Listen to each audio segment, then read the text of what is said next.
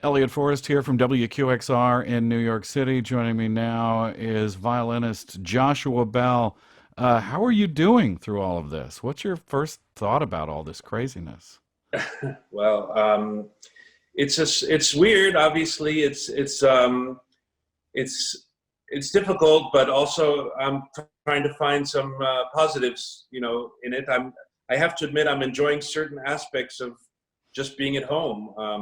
I mean, obviously, I could tell you all the things that we're all feeling. We're all scared, and we're all sad that we're missing opportunities and concerts that we were supposed to do. I've had, pretty much everything canceled for the indefinite uh, future, and I'm sad that I didn't get to go to all these cities and orchestras that I had planned on going to and making music with my friends. That I had a lot of things I was looking forward to musically, but I have to say, having this sort of enforced sabbatical has been an interesting and actually productive experience for me. So I'm trying to find the things that the positives in this, and really I've gotten to spend time with my children.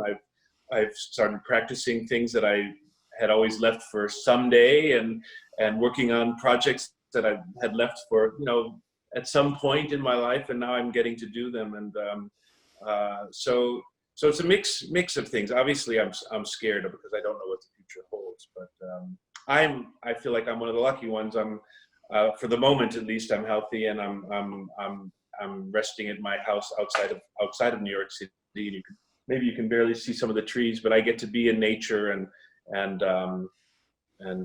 enjoy the outdoors now on a sunny day. So how are you doing, Elliot? I'm good. This is WQXR/NIAC. I'm broadcasting every day on WQXR from here. But I think you're right. I have found more time that I didn't expect. I too was on tour with a lot of live performances that are just gone.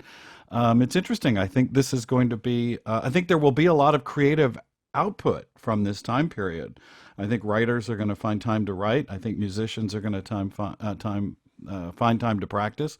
I think it's going to be a very interesting time. As much as you say it is scary, give people a little bit of a sense of what you had to do to cancel, because I mean I kind of know your schedule, and you've Oh, I'm probably glad. got thing. I Pardon was me. never good at, I was never very good at knowing my own schedule until the last minute. I'm always scrambling. My schedule, is has always been kind of crazy.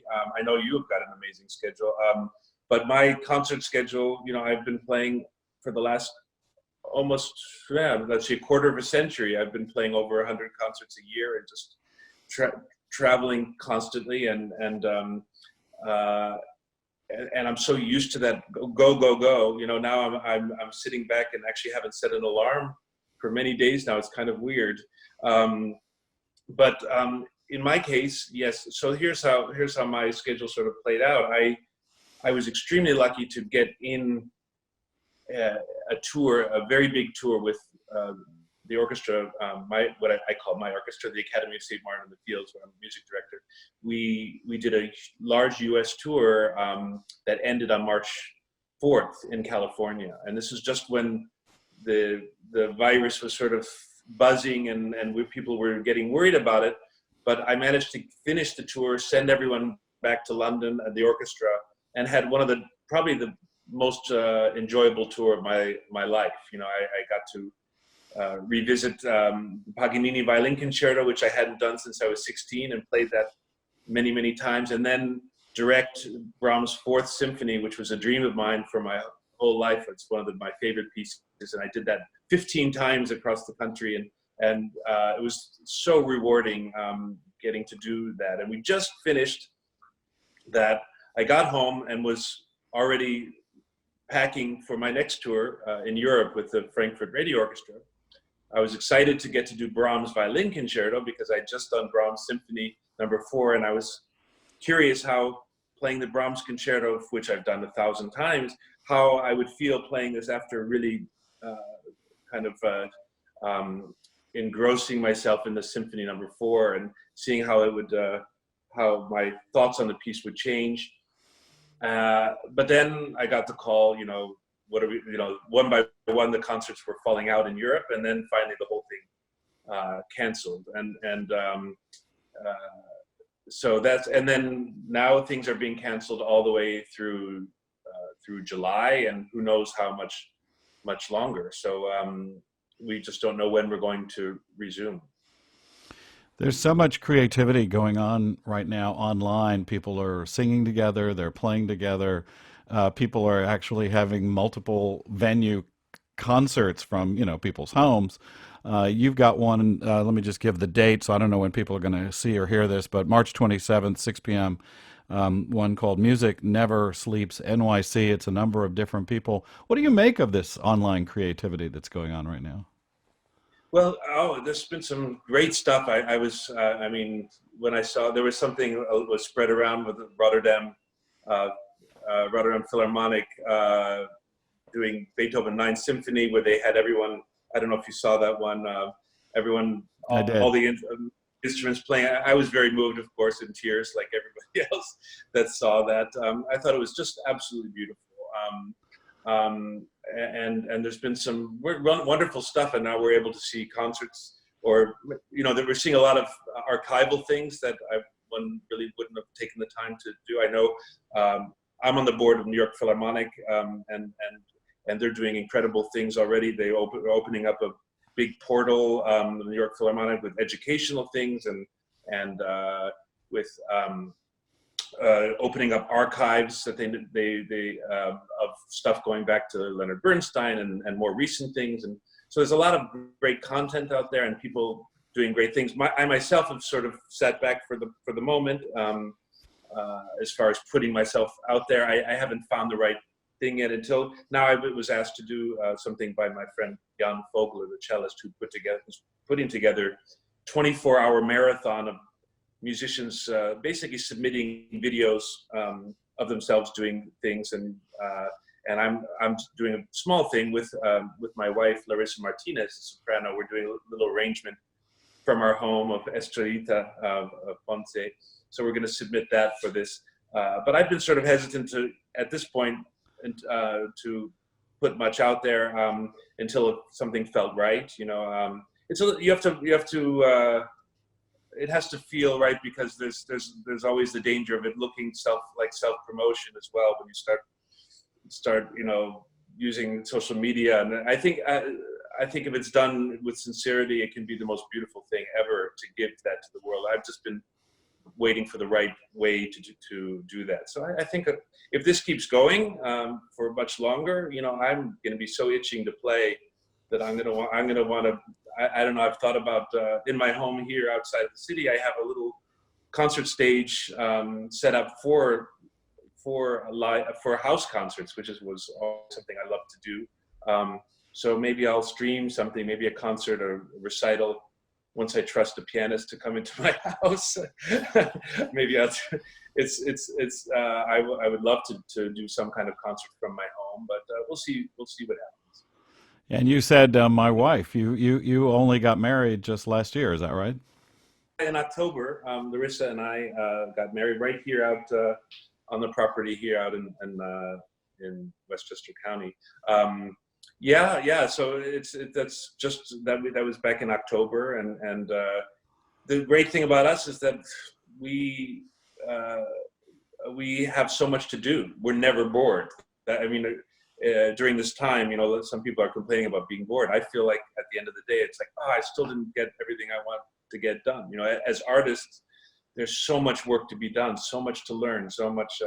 And she's an opera singer, and a wonderful opera singer, and she's constantly working, and we can go a long time during the day without even having to see each other. It's not like we're cooped up, and we're actually really enjoying the time together. And I have 3 boys as well who live in the city and here, so that's the only scary thing, is going back and forth and being very, very careful. But I've gotten to spend amazing time with my kids during this time.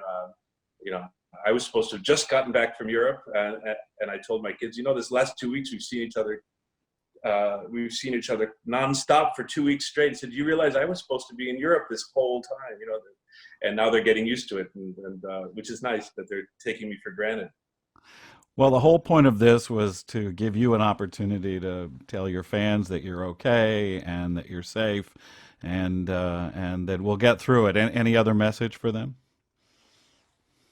Oh well, geez, what can I just keep making music and feel those who have music in their lives. I think should feel lucky that they have music in their lives in whatever way that is, either playing music or enjoying music.